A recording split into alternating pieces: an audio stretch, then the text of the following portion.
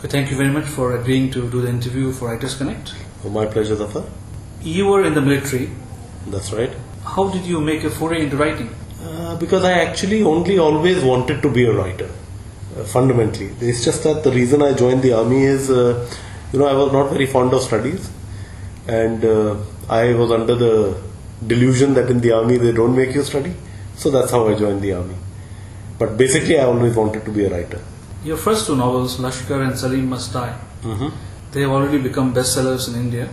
Yes, that's right. And a third one is coming next year. So how has been the journey so far as a writer?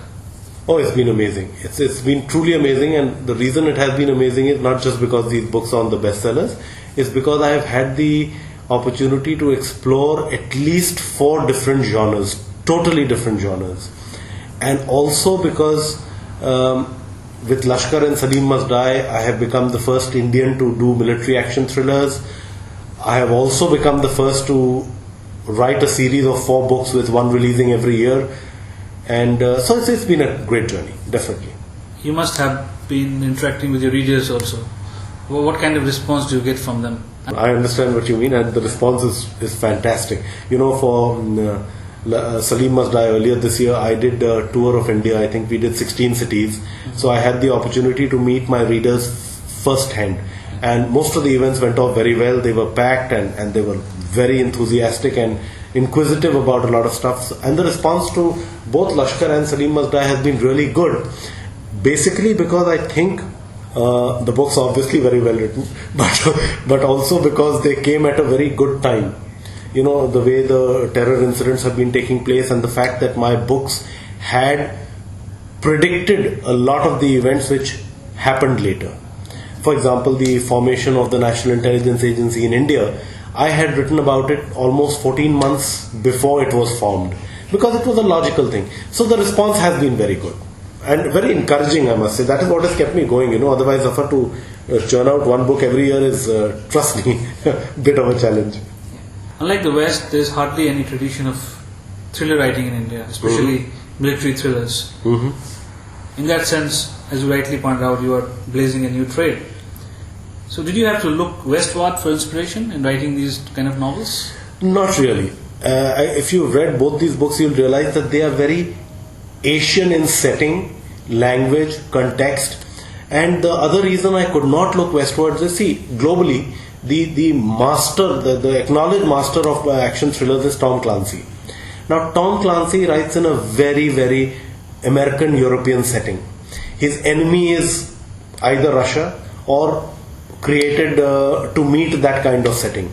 I had no such problems. I had very real settings. I used real incidents. I used real people, and I did not really need to look westwards at all, not even for a moment. Your novels are thrillers, yet they don't have, one character, 2 character-based narratives.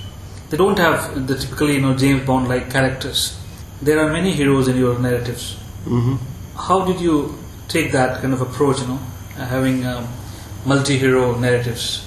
Because, in the case of James Bond or Jason Bourne, the entire story pins around a character who's larger than life.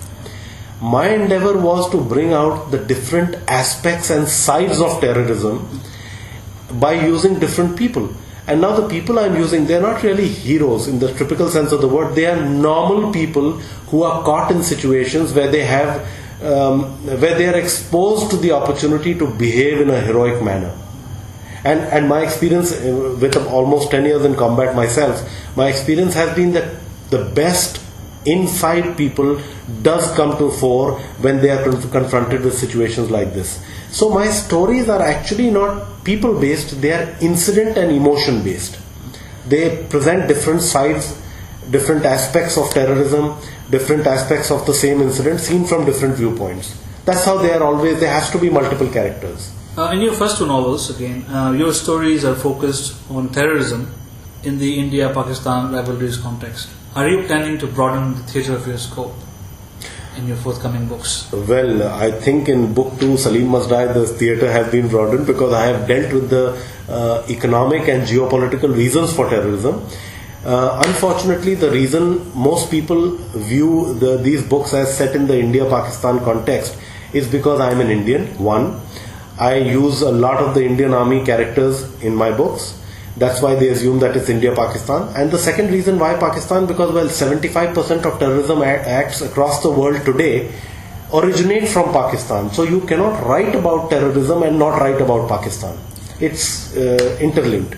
But yes, I will be each of these 4 books of this series will view and talk about terrorism from a totally different aspect. You've seen the difference between Lashkar, which is about one man's story, and the difference between Salim Must Die, which is about a global perspective of terrorism, and also about the new threats that we face from terrorism across the world. Now you're based in Singapore for some time. So should we assume that you're going to write on terrorism in Southeast Asia also in the coming years? Well, actually, I'll be taking a break now from terrorism. After this 4-book series finishes, see, Blowback, the 3rd book, is releasing in this Jan. I've already finished the 4th book, which is called Tanzim, which means it's an Arabic word meaning the group. That releases in Jan 2011. After this, I'm starting a new series which has nothing to do with terrorism. It's a journey into the dark side of the human mind. So there will be blood and murder and violence and sex and lust and all that kind of thing, but they will be a different kind of thrillers. Now I want to change the topic a little bit. I want to go more into your writing process. Right. Can you briefly describe your writing process to us? Well, I have a very structured approach, and that is, I first take a story idea, put it on a couple of pages. Then from that story idea, I evolve a story outline which is normally 20 to 30 pages. Then I see whether the story outline is working logically. It's like, you put a skeleton up first, and then you put skin on it, then you put flesh on it, you build it up slowly. Then you dress it up, and then you apply the lipstick and the powder and everything to make it look pretty. So that's the process I follow. The story idea, then the story outline, then the chapterization, then comes the characterization, and then comes the research which pads up the incidents, and then comes the beautifying process where I make sure that the twists and the turns and everything are built in at the right places. You just mentioned research. I think research is one of the strongest points of your novels. As I was reading Salim Must Die, and before that Lashkar, you take the incidents across the borders in various terrains, and the weapon systems and different kind of the precision with which you write and describe things is amazing. So can you tell us what kind of effort do you take in doing these research based works? Well, I have an advantage being an army man myself. I have used a lot of the weapon systems which I talk about, and even the newer ones which I have not used. I basically understand how they operate and how they function and what they are capable of. Despite that, I spend almost, let's take the case of Salim Must Die. I physically visited 8 of the 11 countries in which the story is based. I physically visited the site of the action. I measured out the distances it would take a running man to cover, a walking man to cover. I checked out fields of fire. I checked out whether a particular object was within range from a particular place. I mean, the research, I will agree, it has been meticulous, because I do believe that if your research is meticulous, the book develops a very special flavor. The person can not just see it in his head, he can actually feel it, smell it, if you've researched a place thoroughly. So yes, I spent 8 months researching Salim Must Die and formatting the story, and the writing of it took me 6 months. So more of it went into research than into writing. So what would be your advice to young writers who want to write thrillers like you?